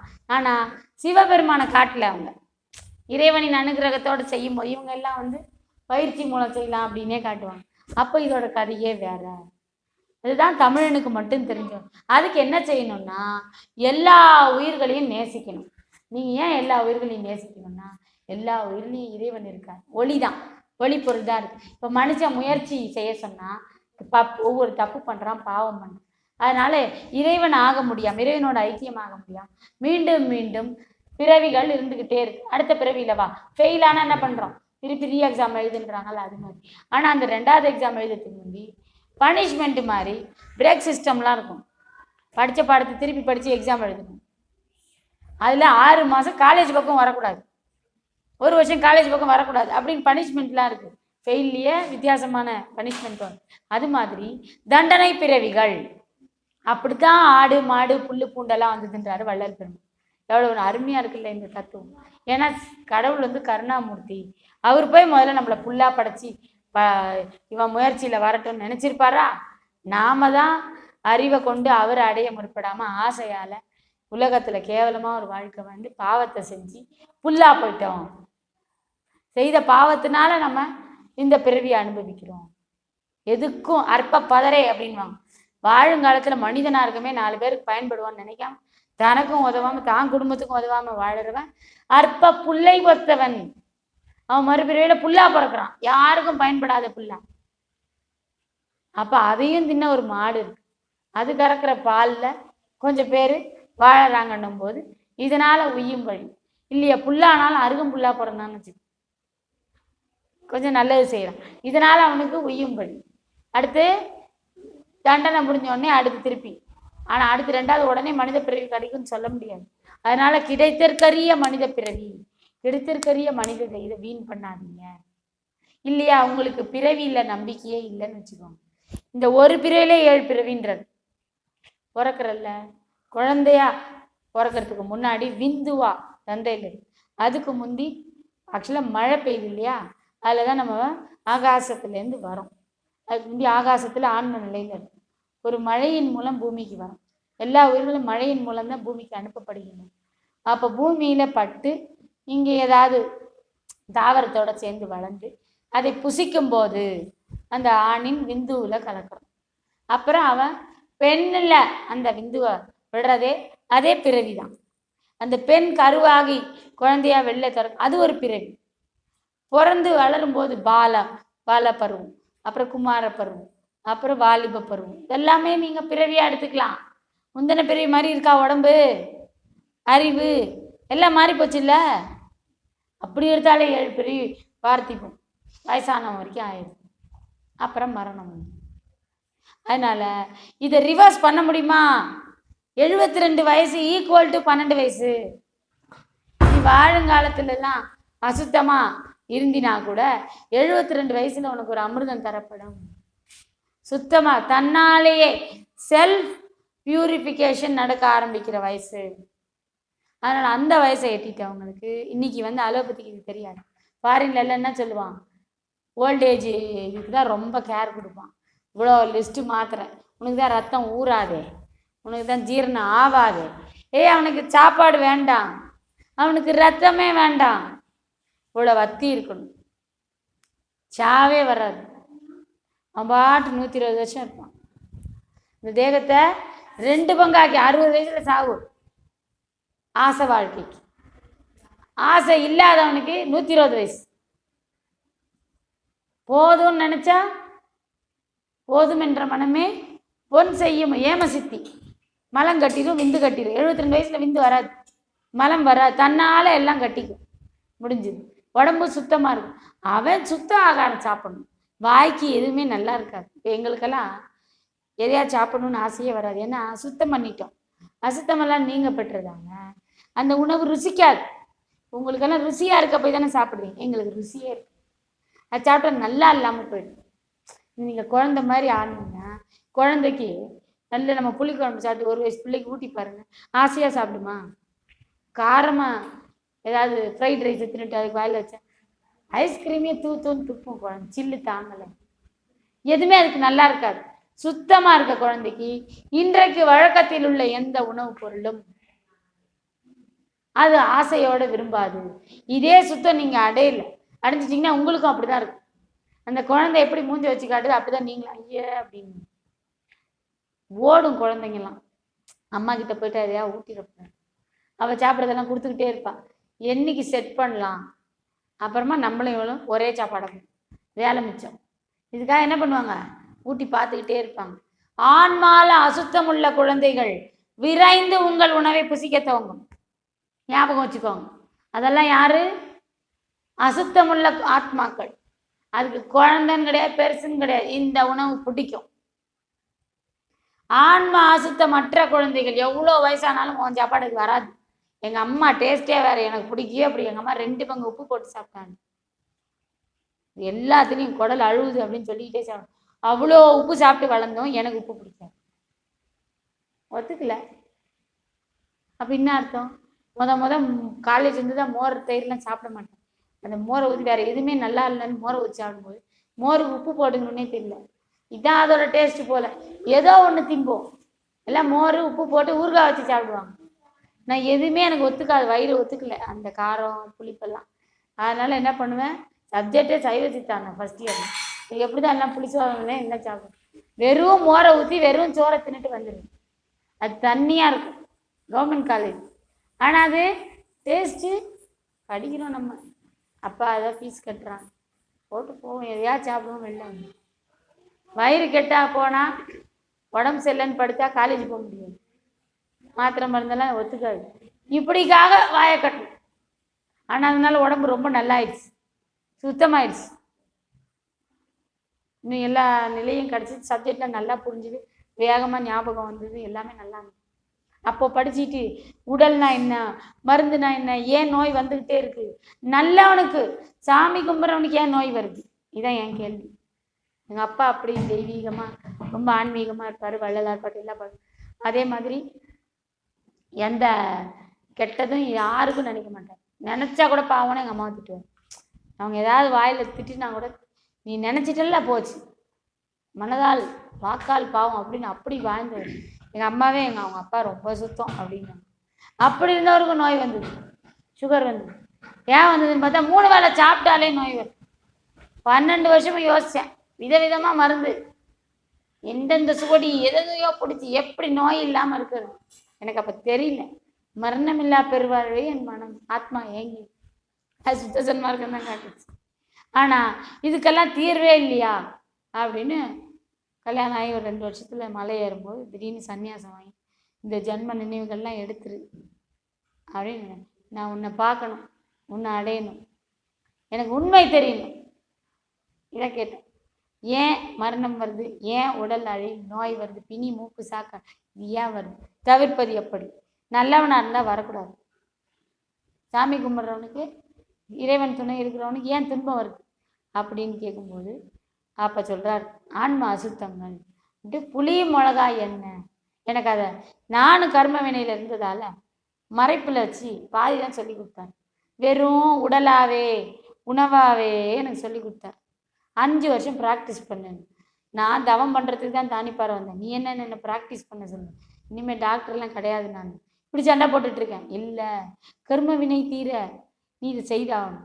கடைசியில் 5 வருஷம் முடிஞ்ச அப்புறம் கர்ம வினை தீர்வோ வள்ளலார் வரார், சுத்த சன்மார்க்கம் வருது. அப்போது அது சொல்லுது, தேகம்னு பார்க்கறத நிறுத்து, ஆன்மாவில் இருக்கு எல்லாம். இந்த சுவை பிடிக்கிறதுக்கு காரணம் ஆன்மாவில் இருக்கிற ஆணவம் கண்மம் மாயை என்னும் அசுத்த மலங்களே.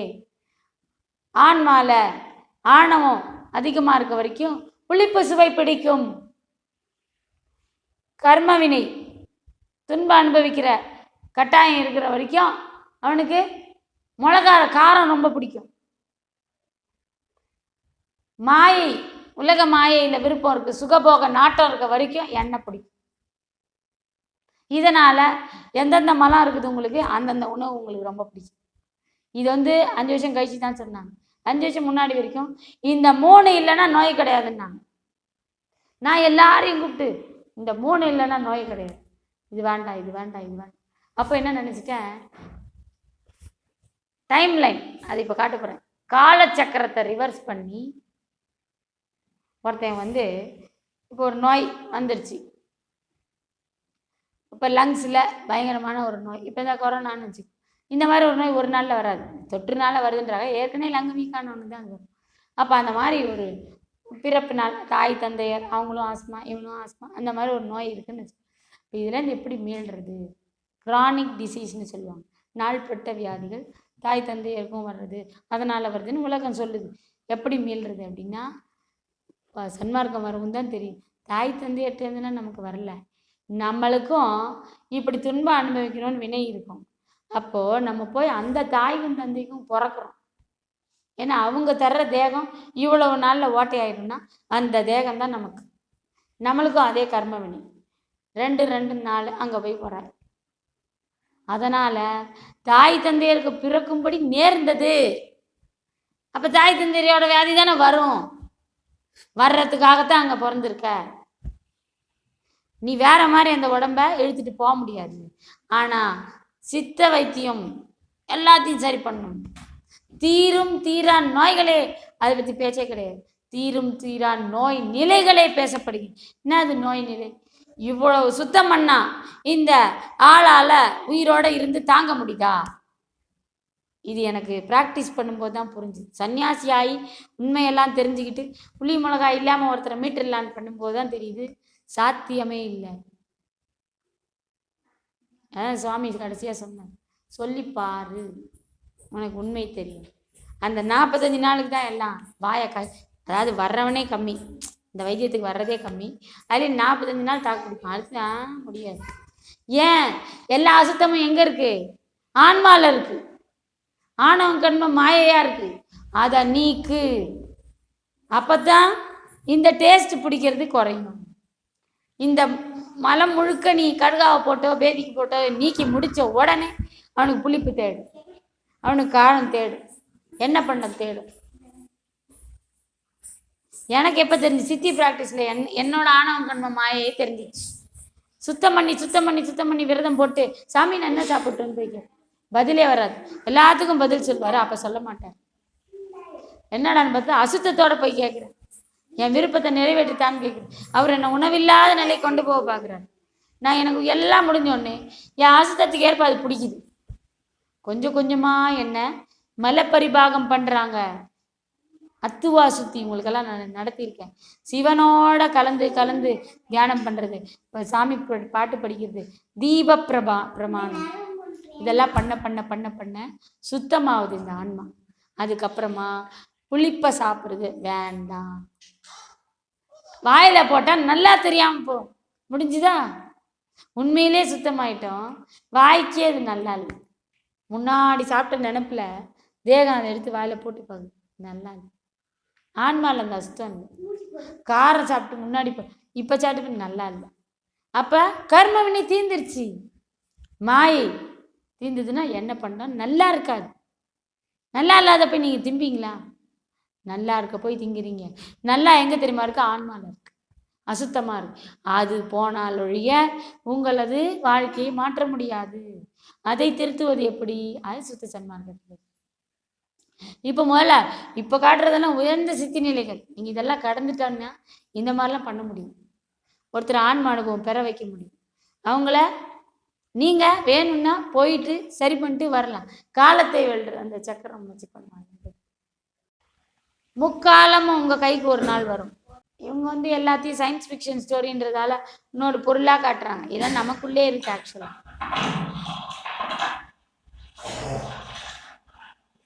ஒரு புக்கை படிக்கிறாரு, அப்போ ஒரு ஆப்பிளை சாப்பிட்றாரு.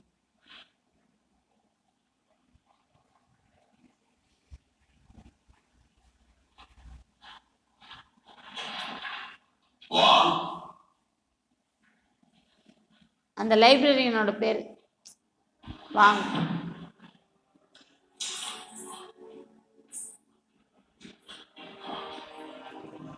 ஓகே, முதல்ல ஐ ஆஃப் அக்ரிமெண்ட் தரணும்.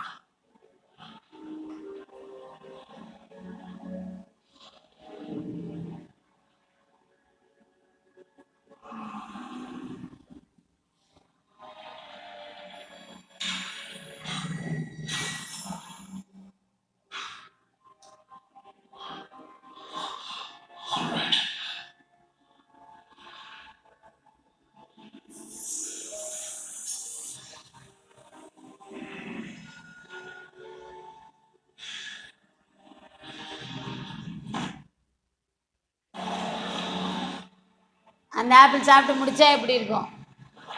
ரிவர்ஸ் சாப்பிடாம இருந்தா அதுக்கு முன்னாடி காலம் முன்னாடி, புரியுதா?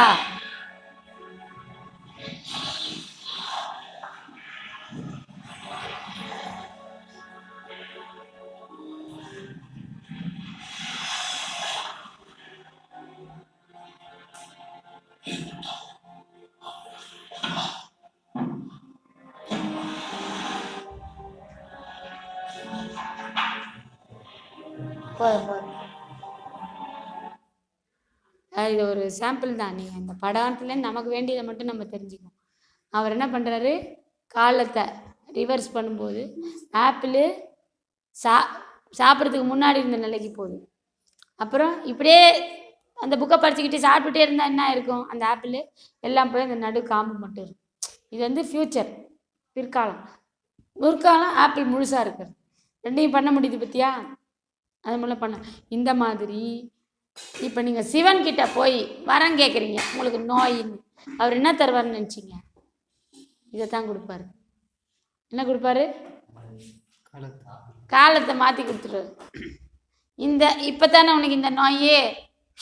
இப்போ அது மாதிரி தான் சிவபெருமான் ஒரு வைத்திய சாஸ்திரத்தை சொல்லி கொடுத்தாரு. 45 நாளில் இதை மட்டும் கரெக்டாக 100% ஃபாலோ பண்ணுறது கஷ்டம். பண்ணிட்டீங்கன்னா உங்கள் அசுத்தத்தை எடுத்துடலாம். ஆனால் செய்கிறது கஷ்டம். ஏன்னா அவங்கவுங்க நோய் நிலையில் சிலதில் ரொம்ப கஷ்டமாக இருக்கும். ஆன்மாவில் சுத்தம் வேணும் இல்லையா? எங்களோட கூடவே இருந்தால் செய்யலாம். 40 நாள் இருந்தீங்கன்னா அந்த ஸ்திதி குலையாமல் உங்களை செய்ய வைக்க முடியும். ஏன்னா எங்களுக்கு சொல்லி கொடுக்கப்பட்டிருக்கு இல்லையா? அதனால் அந்த மாதிரி மட்டும் செஞ்சுட்டா எந்த அசுத்தம் உங்கள் நோய்க்கு காரணமோ அது நீங்கிவிடும். ஒரு தரத்துல ஒரு 45 நாள்லேயே நீங்கி இருக்கும். இன்னைக்கு யாருக்குமே முக்காசு பேருக்கு நீங்கிறது இல்லை. காரணம் அவங்களால அந்த ஸ்திதியில இருந்து செய்ய முடியல. சரி, அப்படி நீங்கிட்டு அப்போ என்ன பண்ணிட்டோம்? ரிவர்ஸ் பண்ணிட்டோம். இந்த ஆப்பிள் முழுசாக இருக்க மாதிரி காட்டிட்டோம். இப்போ அந்த ஆப்பிள் அந்த டேபிளில் இருந்தால் தானே கடிச்சு சாப்பிடுவான். தூக்கி வேறு இடத்துல வச்சுட்டா, ஃப்ரிட்ஜில் வச்சுட்டா சாப்பிடப்படாமலே போயிடும். இப்படி பண்ண முடியல. அது மாதிரி புளி மிளகாய் எண்ணெய் சாப்பிட்டா தானே இந்த நோய் வருது. இதை 3 இனிமேல் சாப்பிடாது. புரியுதா? புளினா புளி மட்டும் இல்லை, அதிகமாக புளிப்பு சுவை சாப்பிட்டுட்டே இருப்பாங்க. நம்ம மேஜராக தாக்கக்கூடியது புளி. ஆனால் தக்காளியை டெய்லி சாப்பிட்டா முடிஞ்சுது. எலுமிச்சம்பழத்தை டெய்லி சாப்பிட்டா, அது மாதிரி தயிரை புளிக்க வச்சு சாப்பிட்றது. அந்த புளிப்பை ஏற்றிக்கிட்டே இருப்பாங்க. அதுதான் வாய்க்கு நல்லா இருக்குன்னுவாங்க. அவங்க ஆத்மாவில் இருக்கு அந்த அஞ்ஞானம். இப்போ நம்ம என்ன சொல்கிறோம்?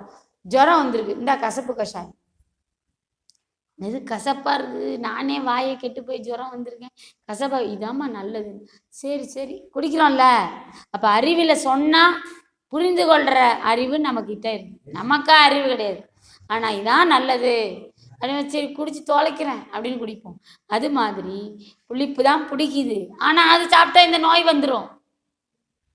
சரி இருந்து தொலைக்கிறேன் அப்படின்னு இருந்தீங்கன்னா கொஞ்ச நாளில் கடுக்கா சாப்பிட அந்த புளிப்பு ஃபுல்லாக வெளியேறிடுச்சுன்னா என்ன ஆயிரும்? ஆன்மாவும் சுத்தமாயிடும். ஆனால் கடுக்காவால் ஒரு அளவு தான் செய்ய முடியும், மீதியை சிவனால் தான் செய்ய முடியும். இது நம்ம சொந்த முயற்சி இல்லையா? நம்ம தேகத்தை தான் பாழடிச்சிட்டோம், நோயாகிட்டோம். எவ்வளவு தூரம் அது ஒத்துழைக்கும்? அப்போ என்ன பண்ணணும்? விடாமல் சிவனை பிடிக்கணும். அதிக நோய் துன்பம் உள்ளவர்கள் தினசரி 3 மணி நேரமாவது, அதிகபட்சம் குறைந்தபட்சம் 1 மணி நேரமாவது சிவனோடு கூடியே இருந்து பாடல்கள் படித்தல், வழிபாடு வைத்தல், மந்திர சொல்கிற, தீப பிரமாணம், இதெல்லாம் பயிற்சியில் பண்ணிக்கிட்டே இருந்தீங்கன்னா என்னாச்சு? சரி அவ எங்க? இதை தொடர்ந்து செஞ்சுக்கிட்டே வந்தீங்கன்னா உங்களுக்கு என்ன கிடைக்கும்? ஒரு நல்ல முன்னேற்றம் கிடைக்கும். அது எப்படி இருக்கும்? அந்த டேஸ்ட்டு பிடிக்காம போகும். பிடிக்காம போச்சுன்னா தான் குடல்லையே அந்த அசுத்தம் நீங்கிடுச்சு, ஆன்மாவிலேருந்து அந்த அசுத்தம் போயிடுச்சுன்னு அர்த்தம். இல்லைன்னா ஏங்கிக்கிட்டே வாழ வேண்டியதுதான். அது அதை விட கொடுமை. அசுத்தம் தேங்கிக்கினே இருக்குன்றதுக்கு அடையாளம் உங்களுக்கு அந்த சுவையில் ஏக்கம் இருந்துக்கிட்டே இருக்கு. நாங்கள் இவ்வளோ உணவை கடந்தாலும் எனக்கு எப்பயாவது ஏக்கம் வந்தால் நான் அதை சாப்பிட்ருவேன். சொல்லும்போது சிவாய நம்ம அற்பெருஞ்சோதி இது துன்பமாகாமல் காப்பாற்றிடு, குடலில் இருந்துகிட்டே இருக்கு போல், எனக்கு நோயை தந்துடும் போல், அதனால் தேங்கிக்கிட்டே இருந்த நோய் இதை தரேன், இதை ஆசைக்கு சாப்பிடல, அந்த இதை எடுக்கிறதுக்கு இதை பயன்படுத்தி இது போய் என்ன பண்ணும்? தேங்குற அசுத்தத்தை வெளியேற்ற அப்படின்னு பற்று இல்லாமல் சாப்பிட முடியுமா உங்களால்? முடிஞ்சதுன்னா அது நோயாகாது. இல்லையா? சாப்பிட்டுட்டு 1.5 மணி நேரம் உட்காந்து சாமி கும்பிடணும், சிவனை கும்பிடணும், செய்ய முடியுமா? ஏதாவது ஒன்று செஞ்சு தான் ஆகணும். கடுக்கா கஷாயத்தை குடிச்சிட்டு மகாதேவ மாலை 1.5 மணி நேரம் படிச்சிங்கன்னா விஷமே நாளும் முடிச்சிடலாம். ஏதாவது செஞ்சு தானே ஆகணும். சாப்பிட்டது தப்பு இல்லை. இப்படி செஞ்சுக்கிட்டே இருங்க கொஞ்ச நாள்ல. இப்போ கடுக்கா போட்டு போட்டு எடுக்க ஒரு நாள் அறிவில் தோணும், இவ்வளோ திம்பானே இந்த கடுக்காயும் குப்பைமேனியும் சாதாரணமாக வெளில வரல குடல்ல. அப்போ கடுக்கா போட்டு குப்பைமேனி போட்டால் தான் ஏன் இப்படி சாப்பிடணும்? அதில் இந்த ஆகாரத்தை என்னால் ஜீரணிக்க முடியல. ஜீரணத்தின் கடைசி ஸ்டெப்பு வெளியேற்ற முடியல. அப்போ என்ன ஆகிடும்? ஆன்மாவில் இது உரைச்சிச்சு, இந்த சுவை பிடிச்சிக்கிட்டு இருந்தது மாறிடுச்சு, இதையே நான் விருப்ப நாட்டத்தோட சாப்பிட்டது மாறி போச்சு. புரியுதா? இந்த எண்ணம் போச்சுன்னா தான் இது இது கொடுப்பா நிர்மலா பிரசாதம். அப்ப இந்த அசுத்தம் ஆன்மாவிலேருந்து நீங்கி இருக்குன்னு அர்த்தம். அது யாரால முடியும்?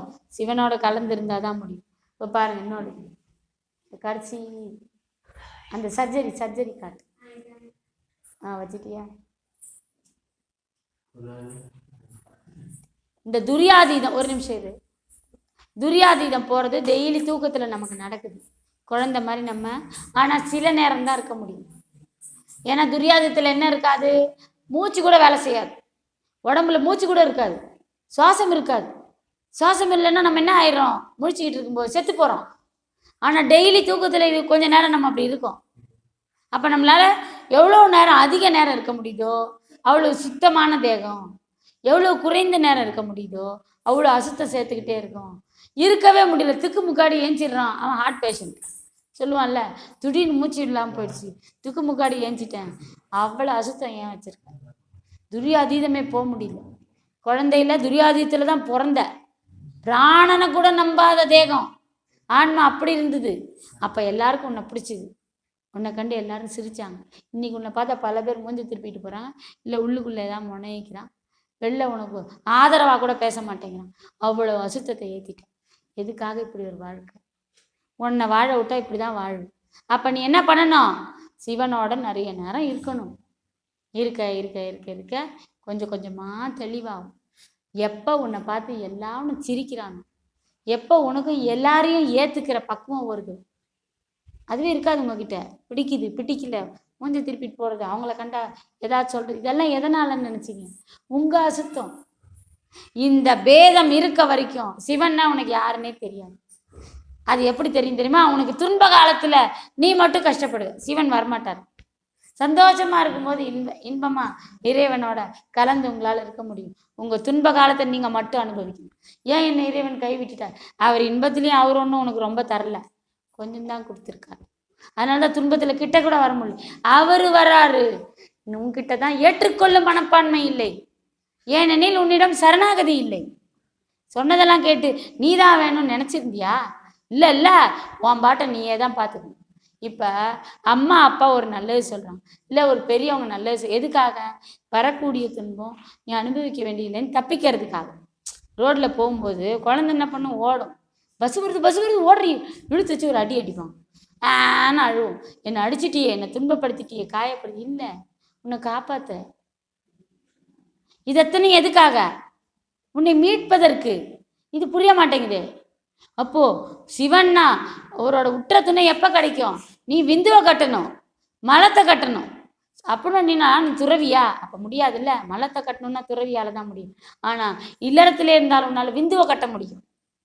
விந்து குழந்தை உற்பத்திக்காக மட்டுமே ஏற்படுத்தப்பட்டது. ஏன் விரயம் செய்கிறீர்கள்? பாவம் இல்லையா? இதுக்கு எத்தனை கதை சொல்லிக்கிறீங்க. உண்மையை சொல்கிறேன், செய்யக்கூடாது. முன்னாடி கூட்டு குடும்பங்கள் அதனால தான் இருந்தது. இந்த மாற்றங்கள்லாம் வந்த ஆரம்பிச்சா என்னெல்லாம் முதல்ல இவங்களுக்கு தெரிய ஆரம்பிக்கும். இப்போ படித்தேன் இல்லையா, தூரத்தில் இருக்கிறது கேட்கும், எங்கேயோ நடக்கிறது இவங்க அறியலாம், உணரலாம், வரக்கூடியது நாளை இருக்கக்கூடியது. அதை என்ன செய்யணும், தடுக்கிறது எப்படி, எல்லா உபாயமும் சொல்லி தருவாங்க. நம்ம உடம்புல பலமே வேண்டாம், ஆத்ம பலத்தில் இதை செய்யலாம். உங்களுக்கு மட்டும் இல்லை, உங்களை சுற்றி இருக்கவங்களுக்கு சார்ந்தவங்களுக்கு இதை செய்ய முடியும்.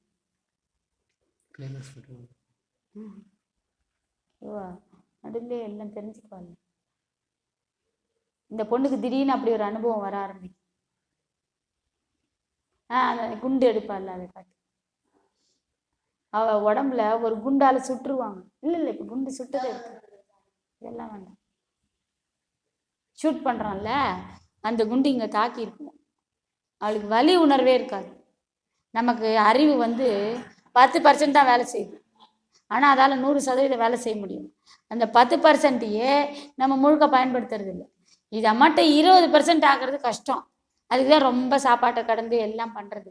இதெல்லாம் பண்ணிட்டோம்னா 20% ஆகிடும். அதுக்கப்புறம் அது நிற்காது, வளரதான் பார்க்கும். இந்த பணம் பார்த்தீங்கன்னா 1 லட்சம் சம்பாதிக்கிறது கஷ்டப்படணும். 1 கோடி சம்பாதிச்சிட்டிங்கன்னு வச்சுக்கோங்க, அப்புறம் அந்த கோடியே அடுத்த கோடியை சம்பாரிச்சு அது நிற்காது. புரியுதா? அடுத்தடுத்து அது குட்டி போட்டுக்கிட்டே இருக்கும். பணத்தை எங்கே வைக்கிறதுன்னு தெரியாமல் கஷ்டப்படுற அளவுக்கு ஆக்கிடும். அது மாதிரி மூளை செல்களை தூண்டி ஆக்டிவேஷனுக்கு அனுப்புகிற வரைக்கும் தான் நீங்கள் கஷ்டப்படணும். 20% ஆன பின்னாடி அது நிற்காது, அது பாட்டு போயிட்டே இருக்கும், வளர்ந்து கொண்டே இருக்கும். இப்போ நாமளே வச்சுருக்கிற தேகம் அழியக்கூடியது, தாய் தந்தையர் கொடுத்த தேகம், இது அழிஞ்சிடும். அப்போ இறைவன் கொடுக்குற தேகம்தான் புது தேகம் தருவார். அந்த தேகம்தான் சிவஞானம் முழுக்க பெறக்கூடிய மகான்களாக ஆகிறாரு. இந்த வள்ளலாரில் முத்தேக சித்தியாக ஆகிறாரு. மறைஞ்சே இருக்கலாம்னா அது தனி செயல், அதை செய்யறதுக்கு இந்த தேகம் பயன்படாது, அதை மாற்றி தருவாங்க.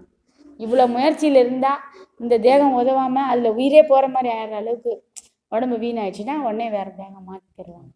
இதை கொண்டு நீ முயற்சி பண்ணிகிட்டே இருக்கியா அப்படின்னு சித்தர்கள் பண்ணி தருவாங்க. இப்போ வடலூரில் சொன்னேன் இல்லையா, காலையில் பூசத்தில் வந்தீங்கன்னா சித்தர்கள்லாம் வருவாங்க அந்த நாளில். அப்போ நம்ம மாற்றி கொடுப்பாங்க. தோற்ற ஓடுக்கோன்னா என்னன்னு காட்டுறாங்க பாருங்க. இந்த சினிமாவில் அதெல்லாம் வருது.